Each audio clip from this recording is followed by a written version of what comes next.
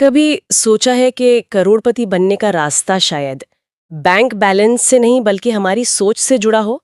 क्या ये मुमकिन है कि हमारी जो मानसिकता है वही हमें मतलब वित्तीय सफलता के पास या आज हमारे पास ना Amazon स्टडी पॉइंट से भी दिलचस्प विश्लेषण है। ये एम की डेविडॉसन की किताब train your brain to live like a millionaire के जो मुख्य विचार है उन पर रोशनी डालता है। और ये विश्लेषण कहीं ना कहीं इशारा करता है कि असली दौलत कमाना शायद एक कला है, एक मानसिकता है जिसे सीखा जा सकता है, ये कोई पैदाइशी गुण नहीं। तो आज इस गहरी पड़ताल में हम यही समझने की कोशिश करेंगे वो कौन से सिद्धांत हैं जो बताते हैं कि कैसे अपने दिमाग को प्रोग्राम करके एक अलग, शायद ज्यादा समृद्ध वित्तीय जीवन जिया जा सकता है। चलिए देखते हैं इसमें क्या खास। बिल्कुल। और ये विचार अपने आप में काफी शक्तिशाली है कि हमारी आर्थिक स्थिति वो बाहरी हालात से ज्यादा हमारे अंदरूनी विश्वासों और हमारी रोज की आदतों का नतीजा है। ये विश्लेषण इसी बात को खोलता है कि ये करोड़पति मानसिकता आखिर है क्या चीज और इसे विकसित कैसे किया जाए। ये सिर्फ पैसा कमाने की कोई तकनीक भर नहीं है, बल्कि पैसे के साथ एक हेल्दी रिश्ता बनाने की बात है, उसे सही ढंग से संभालने की सोच विकसित करने के बारे में है। विश्लेषण की शुरुआत ही एक बड़े मजबूत दावे से होती है कि अमीर बनने से पहले अमीर जैसा सोचना जरूरी है। दिमाग एक चुंबक की तरह है जो हमारी सोच के हिसाब से ही चीजों को खींचता है। यहाँ कमी की सोच, वो स्केर्सिटी माइंडसेट, और समृद्धि की सोच, अबंडेंस माइंडसेट, इनका जिक्र है। सुनने में तो ये अच्छा लगता है, पर असल में इसका मतलब क्या है? यहाँ में संसाधन कम हैं, मौके बहुत कम हैं और सफलता तो बस कुछ ही लोगों के लिए बनी है। और ऐसी सोच हमें फिर जोखिम लेने से रोकती है। हम हमेशा कमी पर ही ध्यान देते रहते हैं। इसके बिल्कुल उलट समृद्धि की सोच इस विश्वास पर टिकी है कि अवसर तो भाई भरपूर हैं, संसाधन भी बहुत हैं और हर कोई सफलता का हकदार है। विश्लेषण कहता है कि यही मानसिक बदलाव, ये शिफ्ट पहली और सबसे जरूरी सीढ़ी है। जहां कमी वाला दिमाग हर सिचुएशन में मुश्किलें ढूंढता है, वहीं समृद्धि वाला दिमाग मुश्किलों में भी मौके तलाश लेता है। अच्छा, और इसी सोच को मजबूत करने के लिए वो विजुअलाइजेशन यानी कल्पना करने की तकनीक का भी जिक्र है। अपने मन में उस जीवन की तस्वीर बनाना जो हम असल में चाहते हैं। लेकिन कई लोग इसे सिर्फ ख्याली पुलाव भी तो मान सकते हैं। क्या ये विश्लेषण बताता है कि ये काम कैसे करता है असल में? देखिए, विश्लेषण इसे सिर्फ ख्याली पुलाव नहीं मानता है, वो इसे न्यूरोसाइंस से जोड़ने की कोशिश करता है। तर्क ये दिया गया है कि जब हम लगातार और बिल्कुल स्पष्ट रूप से किसी लक्ष्य की कल्पना करते हैं, जैसे अपना मनचाहा घर या जीवन शैली, तो हमारा जो अवचेतन मन है वो उस दिशा में काम करने के लिए प्रेरित होता है। ये एक तरह से दिमागी रिहर्सल जैसा है। दिमागी रिहर्सल, हाँ। पर विश्लेषण ये भी साफ करता है कि ये सिर्फ सोचने या सपने देखने तक ही सीमित नहीं है। इसके साथ सही एक्शन लेना वो अनिवार्य है, जैसे समय का सही इस्तेमाल करना, लगातार नई चीजें सीखते रहना और सोच समझकर फैसले लेना। कल्पना करना पहला कदम जरूर है, पर कर्म उसे हकीकत बनाता है। ठीक है, तो ये समृद्धि की सोच अपनाना और कल्पना करना ये तो समझ आया। पर अगर किसी की सोच सालों से कमी पर ही टिकी हो तो वो इसे बदले कैसे? क्या विश्लेषण कुछ ठोस, कुछ प्रैक्टिकल तरीके बताता है इसके लिए? हाँ, विश्लेषण कुछ व्यावहारिक कदम बताता है। पहला कदम है जागरूकता, अवेयरनेस, यानी अपनी सोच के पैटर्न को पहचानना। जब भी मन में डर आए या शंका या कमी का विचार उठे, ये मुझसे नहीं होगा, इतना पैसा कहाँ से आएगा, उसे पकड़ना और उसे चुनौती देना। अच्छा। दूसरा महत्वपूर्ण कदम है आभार, ग्रैटिट्यूड। जो कुछ हमारे पास पहले से है, चाहे वो कितना भी छोटा क्यों ना लगे, उसके लिए शुक्रगुजार होना। विश्लेषण के अनुसार ये अभ्यास हमारे फोकस को क्या नहीं है से हटाकर क्या है पर लाता है। इससे सकारात्मकता बढ़ती है और दिमाग नए अवसरों के लिए खुलता है। ये आभार वाला पॉइंट वाकई दिलचस्प है। अक्सर हमारी नजर उसी चीज पर जाती है जो हमारे पास नहीं है। बिल्कुल, और यही तो कमी की सोच को और मजबूत करता है, आभार इसे तोड़ता है। तीसरा कदम है विजुअलाइजेशन, जिसकी हमने बात की। रोज कुछ मिनट निकालकर स्पष्ट रूप से अपने लक्ष्यों और मनचाहे जीवन की कल्पना करना। और चौथा, जो शायद सबसे अहम है, वो है एक्शन लेना। समृद्धि की सोच का मतलब सिर्फ पॉजिटिव सोचना नहीं है, बल्कि अवसरों को पहचानकर उन पर काम करना भी है। छोटे ही सही पर कदम उठाना है। विश्लेषण के मुताबिक सोच को कर्म से जोड़े बना बदलाव संभव नहीं है। तो ये तो हुई सोच बदलने की बात, लेकिन विश्लेषण ये भी कहता है कि सिर्फ सोच काफी नहीं है, आदतें भी बदलनी होंगी। ऐसा लगता है कि करोड़पति बनने की जो नींव है वो रोजमर्रा की छोटी छोटी आदतें हैं। विश्लेषण में किन मुख्य आदतों पर जोर दिया गया है? हाँ, विश्लेषण कई आदतों का एक पूरा ढांचा सा पेश करता है जो सब मिलकर काम करती हैं। एक है अनुशासन, डिसिप्लिन, यानी लगातार सही काम करते रहना, रोज छोटे छोटे कदम उठाना, भले ही उस वक्त मन ना भी कर रहा हो। इसमें निरंतरता को, कंसिस्टेंसी को तीव्रता से ज्यादा महत्वपूर्ण बताया गया है। रोज थोड़ी कोशिश बड़े नतीजे ला सकती हैं। अच्छा। दूसरा है पढ़ना और सीखना, रीडिंग एंड लर्निंग, ज्ञान को सर्वोच्च प्राथमिकता देना। विश्लेषण सफल लोगों का उदाहरण देता है जो रोजाना पढ़ते हैं, क्योंकि ज्ञान ही असली संपत्ति है। सही बात है। तीसरा है वित्तीय अनुशासन, फाइनेंशियल डिसिप्लिन, पैसे कमाने, बचाने और समझदारी से निवेश करने की आदत। एक सीधा सा नियम सुझाया गया है, आमदनी का एक हिस्सा पहले बचाएं या निवेश करें, फिर बाकी का खर्च करें। पे योरसेल्फ फर्स्ट वाला कॉन्सेप्ट। चौथा है नेटवर्किंग, सकारात्मक और सफल लोगों के साथ जुड़ना और उनसे सीखना। एक सूत्र भी दिया गया है, आपका नेटवर्क ही आपकी नेटवर्थ तय करता है। अच्छा, नेटवर्क इज योर नेटवर्थ। हाँ, मतलब संगत का असर सोच और अवसरों दोनों पर पड़ता है। पांचवा है स्वास्थ्य के प्रति सजगता, हेल्थ कॉन्शियसनेस, शारीरिक और मानसिक स्वास्थ्य का ध्यान रखना। विश्लेषण इसे दौलत कमाने और उसका आनंद लेने दोनों के लिए जरूरी मानता है।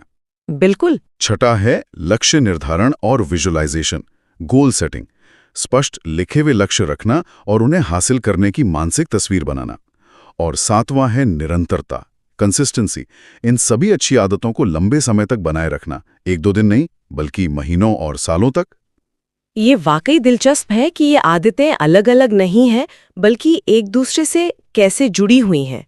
ये कोई रातों रात अमीर बनने का फॉर्मूला नहीं लगता, बल्कि जीवन जीने का एक व्यवस्थित तरीका है जिसे धीरे धीरे अपनाना पड़ता है।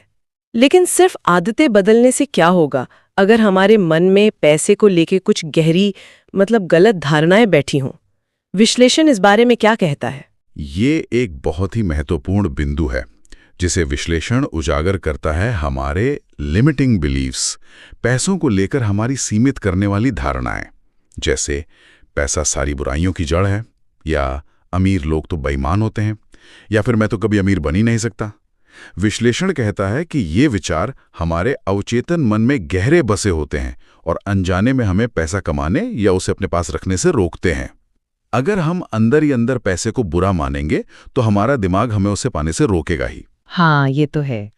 इन्हें बदलने के लिए सकारात्मक पुष्टि यानी अफर्मेशंस का सुझाव दिया गया है। रोज खुद से सकारात्मक वाक्य दोहराना, जैसे मैं प्रचुरता और समृद्धि का हकदार हूं, या पैसा मेरे जीवन में अच्छे कामों के लिए आता है। और पैसे से जुड़ी भावनाओं का भी जिक्र है इसमें। क्या हमारी भावनाएं भी हमारी आर्थिक स्थिति को प्रभावित कर सकती हैं? विश्लेषण के अनुसार बिल्कुल कर सकती हैं। पैसे के बारे में सोचते या बात करते समय डर, चिंता, अपराध बोध या शर्म महसूस करना, ये एक तरह की नकारात्मक ऊर्जा पैदा करता है जो धन को हमसे दूर धकेलता है। वहीं पैसे के प्रति आभार, खुशी और आत्मविश्वास की भावनाएं ये सकारात्मक ऊर्जा पैदा करती हैं जो अवसरों और धन को आकर्षित करती हैं। यहाँ भावनात्मक नियंत्रण, इमोशनल कंट्रोल की बात आती है। विश्लेषण ये भी कहता है कि अमीर मानसिकता समस्याओं में अवसर देखती है। इसे अपॉर्चुनिटी स्पॉटिंग मशीन कहा गया है। जब कोई चुनौती आती है तो आम सोच वाला व्यक्ति समस्या पर अटक जाता है, जबकि अमीर मानसिकता वाला व्यक्ति सोचता है कि इस समस्या का समाधान कैसे खोजा जाए और कैसे इसे एक अवसर में बदला जाए। यह मानसिकता का एक बुनियादी फर्क है। डर, ये शायद कई लोगों के लिए सबसे बड़ी रुकावट होती होगी, चाहे वो नया काम शुरू करने का डर हो, या निवेश करने का डर हो, या फिर असफलता का डर। विश्लेषण कहता है कि डर लगना तो स्वाभाविक है, पर उसके बावजूद कदम उठाना जरूरी है। इससे कैसे निपटा जाए? हाँ, डर तो लगता ही है। विश्लेषण डर पर काबू पाने के लिए कुछ व्यावहारिक रणनीतियां सुझाता है। पहला, डर को पहचानना और उसे लिखना। जब हम अपने डर को शब्दों में ढालते हैं तो वो कम भयानक लगता है और ज्यादा मैनेजेबल लगता है। अच्छा। दूसरा, सबसे बुरे संभावित परिणाम के बारे में सोचना, वो वर्स्ट केस सिनेरियो। और उसके लिए मानसिक रूप से तैयार रहना। अक्सर सबसे बुरा परिणाम उतना बुरा नहीं होता जितना हम सोचते हैं, और जब हम उसके लिए तैयार होते हैं तो डर अपने आप कम हो जाता है। और तीसरा, डर के बावजूद छोटे छोटे कदम उठाना। विश्लेषण कहता है कि एक्शन डर का सबसे बड़ा दुश्मन है। एकदम से बड़ा कदम उठाने के बजाय लगातार छोटे कदम उठाना डर को धीरे धीरे कम करता है। और आत्मविश्वास का क्या? क्या ये सिर्फ पॉजिटिव सोचने से आ जाता है या इसका भी एक्शन से कोई लेना देना है? विश्लेषण बिल्कुल साफ कहता है कि आत्मविश्वास कर्म का परिणाम है, कारण नहीं। जब हम कोई छोटा कदम उठाते हैं, भले ही डरते हुए, और हमें थोड़ा सा भी सकारात्मक परिणाम मिलता है, तो हमारा आत्मविश्वास बढ़ता है। हर छोटी जीत हमारे दिमाग में ये संदेश भेजती है कि हाँ, मैं ये कर सकता हूँ। ये अनुभव हमें भविष्य में बड़े कदम उठाने के लिए तैयार करता है। सही है। विश्लेषण शारीरिक हावभाव, बॉडी लैंग्वेज के महत्व पर भी जोर देता है। सीधा तनकर चलना, आंखों में आंखें डालकर बात करना, ये बाहरी बदलाव भी धीरे धीरे हमारे अंदरूनी आत्मविश्वास को बढ़ाते हैं। समीकरण सीधा है, एक्शन बढ़ाएं, डर कम होगा और आत्मविश्वास अपने आप बढ़ेगा। समय, ये तो सबके पास दिन में 24 घंटे ही होता है, पर कुछ लोग उसी समय में बहुत कुछ हासिल कर लेते हैं। समय प्रबंधन और अनुशासन पर ये विश्लेषण काफी जोर देता है। ये करोड़पति मानसिकता के लिए इतना अहम क्यों है? ये बेहद अहम है। विश्लेषण के अनुसार सफल लोग अपने समय को पैसे से भी ज्यादा कीमती संपत्ति मानते हैं। वो जानते हैं कि पैसा तो कमाया जा सकता है, लेकिन बीता हुआ समय वापस नहीं आता। इसलिए समय का सही प्रबंधन बहुत जरूरी है। मुख्य बातें जो विश्लेषण में सामने आती हैं: पहला, प्राथमिकताएं तय करना, प्रायोरिटीज। रोज सुबह ये तय करना कि आज कौन से काम सबसे महत्वपूर्ण हैं और उन्हें पहले निपटाना। दूसरा, टाइम ब्लॉकिंग तकनीक। अपने दिन को अलग अलग कामों के लिए निश्चित टाइम स्लॉट्स में बांटना। तीसरा, 80-20 नियम का पालन। वो पेरेटो प्रिंसिपल, यानी उन 20% एक्टिविटीज पर फोकस करना जो 80% परिणाम देती हैं, और बाकी 80% कम महत्वपूर्ण कामों को या तो टालना, या किसी और को सौंपना, या हटा ही देना। और टाल मटोल से बचने की सलाह भी है, जो हम सब कभी न कभी करते ही हैं। साथ ही एक नो लिस्ट बनाने का आइडिया भी दिलचस्प लगा। उन कामों की लिस्ट जिन्हें नहीं करना। हाँ, विश्लेषण टाल-मटोल को औसत मानसिकता का लक्षण बताता है, जबकि सफल मानसिकता वाले लोग तुरंत कार्रवाई में विश्वास रखते हैं। नो लिस्ट उन गतिविधियों की सूची है जिनसे बचना है, जैसे बेवजह सोशल मीडिया पर समय बर्बाद करना, या नकारात्मक लोगों के साथ गपशप करना, या ऐसी मीटिंग्स में शामिल होना जिनका कोई नतीजा नहीं निकलता। ये लिस्ट हमें उन चीजों से बचाती है जो हमारा समय और ऊर्जा दोनों बर्बाद करती हैं। सही बात। विश्लेषण आराम और रिचार्ज के महत्व को भी रेखांकित करता है। लगातार काम करते रहने से प्रोडक्टिविटी घटती है, इसलिए नियमित ब्रेक और पर्याप्त नींद जरूरी है। सुबह दिन की योजना बनाना और रात को उसकी समीक्षा करना, ये भी अनुशासन का हिस्सा बताया गया है। अब बात करते हैं अवसरों की। कई बार ऐसा लगता है कि अवसर दरवाजे पर दस्तक ही नहीं देते हैं। ये विश्लेषण कहता है कि हमें इंतजार नहीं करना चाहिए, बल्कि अवसरों को पहचानना और उनका फायदा उठाना सीखना चाहिए। ये कैसे किया जा सकता है? हाँ, ये बहुत जरूरी है। विश्लेषण इसके लिए एक सरल सा फॉर्मूला सुझाता है: ऑब्जर्व, एनालाइज, एक्ट। देखो, विश्लेषण करो और फिर कार्रवाई करो। यानी सबसे पहले अपने आसपास ध्यान से देखें क्या बदल रहा है, लोगों की जरूरतें क्या हैं, कौन सी समस्याएं हैं जिनका अभी तक समाधान नहीं हुआ है। फिर विश्लेषण करें, क्या इस जरूरत या समस्या में कोई व्यावसायिक अवसर छिपा है? ये कितना बड़ा हो सकता है? क्या मेरे पास इसे हल करने के लिए संसाधन या स्किल्स हैं? और अगर विश्लेषण पॉजिटिव है, तो तीसरा कदम है तुरंत एक्शन लेना। विश्लेषण इस बात पर जोर देता है कि जरूरत से ज्यादा सोचने या परफेक्ट मौके का इंतजार करने में अक्सर अवसर हाथ से निकल जाता है। इसमें वो बात फिर आ गई, चुनौतियों को अवसर की तरह देखने की मानसिकता। बिल्कुल। विश्लेषण कहता है कि जहां ज्यादातर लोग समस्याओं से बचते हैं, वहीं सफल मानसिकता वाले लोग समस्याओं में ही समाधान और अवसर ढूंढते हैं। इसके लिए जिज्ञासा, क्यूरियोसिटी बनाए रखना जरूरी है। हमेशा सवाल पूछना कि चीजें बेहतर कैसे हो सकती हैं, नए तरीके क्या हो सकते हैं। साथ ही कैलकुलेटेड रिस्क लेने की हिम्मत होनी चाहिए, मतलब सोच समझकर जानकारी जुटाकर जोखिम उठाना, ना कि आग बंद करके कूद पड़ना। हाँ, नेटवर्किंग भी यहाँ मदद करती है, क्योंकि कई बार नए अवसर हमें दूसरों के जरिए ही पता चलते हैं। और एक जरूरी बात, छोटे अवसरों को नजरअंदाज ना करें। क्योंकि अक्सर वही आगे चलकर बड़े बन जाते हैं। ये सब करते हुए, खासकर जब मुश्किलें आती हैं या बाजार में उतार चढ़ाव होता है, तो अपनी भावनाओं पर काबू रखना और दिमाग को शांत रखना, ये कितना चुनौतीपूर्ण हो सकता है। इस मानसिक मजबूती, मेंटल टफनेस के बारे में विश्लेषण क्या कहता है? विश्लेषण भावनात्मक नियंत्रण और मानसिक मजबूती को सफलता के लिए अनिवार्य मानता है। इसका मतलब है मुश्किल हालात में भी घबराने या जल्दबाजी में फैसला करने की बजाय शांत रहकर तर्क के आधार पर निर्णय लेना। गुस्सा, डर, लालच या अधीरता जैसी भावनाओं को अपने फैसलों पर हावी न होने देना। धैर्य रखना, ये भी जरूरी है शायद। हाँ, धैर्य, पेशेंस बहुत जरूरी है, क्योंकि बड़ी सफलता रातों रात नहीं मिलती, इसमें समय लगता है। और असफलता को अंत न मानकर उसे सीखने का एक अवसर समझना। विश्लेषण इसके लिए कुछ दैनिक अभ्यास भी सुझाता है, जैसे ध्यान करना, मेडिटेशन, जो दिमाग को शांत और केंद्रित रखने में मदद करता है, और नियमित रूप से आभार जताना, ग्रैटिट्यूड प्रैक्टिस, जो हमें सकारात्मक बनाए लगता है। अंत में यह विश्लेषण सिर्फ पैसा कमाने के नुस्खों से आगे बढ़कर एक स्थायी सफलता का सिस्टम बनाने की बात करता है। जी, इसका क्या मतलब है? ये सिर्फ और पैसा कमाना है या कुछ और भी है? ये सिर्फ और पैसा कमाने से कहीं ज्यादा है। इसका मतलब है एक ऐसा ढांचा तैयार करना जो आपको लंबे समय तक न केवल वित्तीय सुरक्षा दे, बल्कि समय की आज़ादी और जीवन में चुनाव करने की क्षमता भी दे। विश्लेषण 3 स्तंभों पर जोर देता है: ज्ञान, नेटवर्क और सिस्टम। ज्ञान आपको सही निर्णय लेने में मदद करता है, नेटवर्क आपको सही लोगों और अवसरों से जोड़ता है, और सिस्टम आपके पैसे और समय को आपके लिए काम करने में लगाता है। सिस्टम से मतलब जैसे आय के कई स्रोत बनाना या अपने काम को ऑटोमेट करना? हाँ बिल्कुल, जैसे निवेश करना जिससे पैसिव इनकम आए, या रियल एस्टेट से किराया मिलना, या फिर ऐसा बिजनेस खड़ा करना जो आपके सीधे हस्तक्षेप के बिना भी चल सके और आय दे। विश्लेषण इस बात पर जोर देता है कि सिर्फ एक नौकरी या आय के एक स्रोत पर निर्भर रहना जोखिम भरा है। इसके साथ ही स्वास्थ्य और रिश्तों को भी इस स्थायी सिस्टम का अभिन्न अंग माना गया है। सच्ची दौलत सिर्फ बैंक बैलेंस नहीं है, बल्कि एक संतुलित और संतुष्ट जीवन है, जिसमें आपके पास पैसा, समय, अच्छे रिश्ते और अच्छा स्वास्थ्य सब कुछ हो।